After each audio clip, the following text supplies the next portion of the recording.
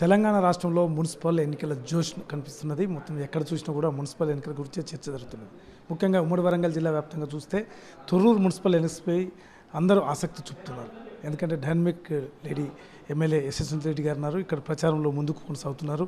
చెప్పండి మేడం, మీరు ఈ 2 ఏళ్ల పాలనలో అంటే ఇక్కడ తొర్రూరు ప్రజలకు ఏం చేశారు, ఎలా మళ్ళీ ఓట్లాడుతున్నారు? ఈ 2 ఏళ్ల పాలనలో మొత్తం పాలకుర్తి నియోజకవర్గానికి విషయానికి వస్తే 2,000 కోట్లకు పైబడి అభివృద్ధి పనులు ఇప్పటికే తీసుకురాగలిగిన అవన్నీ కూడా వేరే వేరే స్టేజెస్లో ఉన్నాయి. కొన్నేమో టెండర్ స్టేజ్లో, కొన్నేమో పనులు ప్రారంభమై, కొన్ని ఆన్ గోయింగ్ అట్లా అన్నీ కూడా ఉన్నాయి. ఇంకా కొన్ని కంప్లీట్ అయ్యి ఇక్కడ తొర్రూరు మున్సిపాలిటీ, ఇప్పుడు మనం ఎక్కువ మున్సిపాలిటీ గురించి మాట్లాడుతున్నాం కాబట్టి మున్సిపాలిటీ విషయానికి వస్తే ఇప్పటిదాకా ఈ 2 ఇయర్స్లో 20 crores ఫండ్స్ తేయడం జరిగింది TUFIDC నుంచి. అందులో ఒక 5 కోట్లేమో మినీ ట్యాంక్ బండ్ ఇక్కడ అంతకుముందు మాజీ మంత్రి గారు ఉండి కూడా 8 ఏళ్ళు క్రితం దాన్ని జస్ట్ ప్రారంభించినారు, అంతేగాని ఒక 10% పనులు కూడా ఎక్కడ పూర్తి కాలేదు. అది 2 డిపార్ట్మెంట్స్ మధ్యలో చిక్కుముడి లెక్కుంటే అదంతా కూడా క్లియర్ చేపించి ఇప్పుడు అదొక ఆకారంలోకి వచ్చింది. ఇంకా కూడా అది వరకు చాలా కావాల్సింది ఉంది మినీ ట్యాంక్ బండ్. 5 crores కాకుండా ఇంకా అడిషనల్గా అవసరం ఉన్న పెట్టి అది డెవలప్మెంట్ చేపిస్తాం. ఇంకా 100 bedded హాస్పిటల్ కూడా మళ్ళీ పనులు ప్రారంభమవుతున్నాయి ఇప్పుడు. ఇంకా వేరేవి ఆల్రెడీ ఇప్పుడు మనకి రీసెంట్గా ఒక 8 కమ్యూనిటీ హాల్స్ అవి కూడా ఇనాగ్రేట్ చేసినాము. రోడ్స్ అవి కొన్ని పెండింగ్ ఉన్నాయన్నమాట, ఒక 9.5 crores.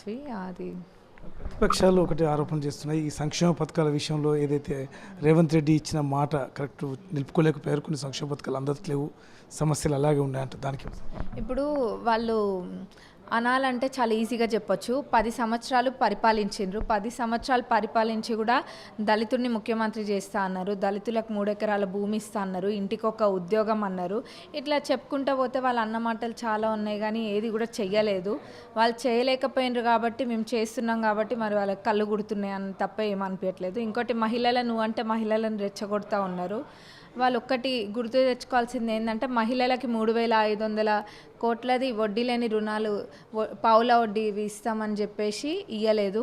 ఇంకోటి అభయహస్తం కింద మహిళలు దాచుకున్న డబ్బులు 1,800 కోట్లు కూడా వాళ్ళు వాడుకోవడం జరిగింది.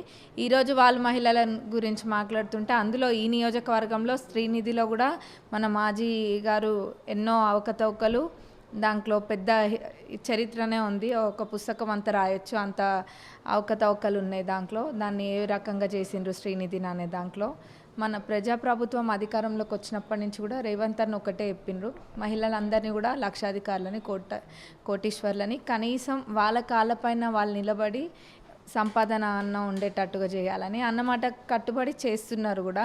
రాష్ట్ర ప్రభుత్వం చేపడుతున్న సంక్షేమ పథకాలు అంటే ఎన్నికలప్పుడు చెప్పినాయి, ఎన్నికలు చెప్పకుండా కూడా కొన్ని సంక్షేమ పథకాలు చేస్తున్నాయి కాబట్టి ప్రజలు కాంగ్రెస్కే పట్టం కడతారని యశస్వి రెడ్డి చెప్తున్నారు. రామరాజుతో శ్రీధర్ రెడ్డి, సాక్షి న్యూస్, వరంగల్.